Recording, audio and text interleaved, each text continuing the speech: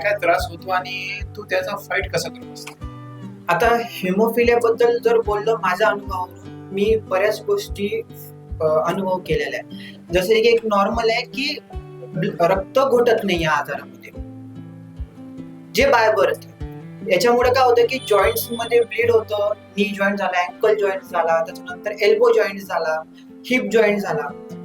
Normally एखाद्या जॉईंटवर stress पडल्यानंतर तो त्याच्यात ब्लीड होतो, तो रिकव्हर करतो. हिमोफिलियाचं ते होऊ शकत नाही.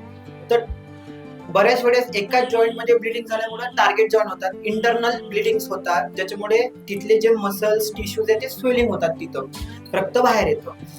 आणि त्याला जर आपण व्यवस्थितशीर ट्रीट नाही केलं तर तो टार्गेट जॉईंट मध्ये कन्वर्ट होतो. याच्यासाठी एक उपाय असा आहे की फॅक्टर घेऊन आपण त्याचं ट्रीटमेंट करू शकतो, पण फॅक्टर हे पुरेसे नाही. त्याच्यानंतर आपल्याला जर फिजिओथेरपी वगैरे जर केली, या गोष्टी केल्या, तर आपण मॅनेज करू शकतो त्या गोष्टी. जसं ऋषिकेश तू सामना करत आहे, तुला माहिती आहे का फॅक्टर दिल्यानंतर फिजिओथेरपी किती महत्वाची आहे? तू जसं तुझं दिनचर्या कशी असते? आता मी ऍज ए डॉक्टर फार्मसिस्ट म्हणून मी परस्यू करतोय, तर माझी जीएमसी मध्ये इंटर्नशिप असते. माझ्या शेड्यूल असं आहे की सकाळी 9 ते 5चा माझा टायमिंग असतो. तर ते सगळं करून पण मला माझ्या जॉईंट्सचं बघावं लागतं की मला पण टार्गेट जॉईंट्स आहेत माझ्या बॉडीमध्ये. 3 असे टार्गेट जॉईंट्स आहेत ज्याच्यामध्ये कंटिन्युअस रिपीटिंग होतो. तर ते क्युअर करण्यासाठी मी असं करतो की सकाळी लवकर उठून फिजिओथेरपी करणं, स्विमिंग एक बेस्ट ऑप्शन आहे, जे की मी डेली नाही करू शकत माझ्या शेड्यूलमुळे. तर मी ते एक मेंटेन केले की 1 दिवस आड स्विमिंग प्लस रुटीनली फिजिओथेरपी.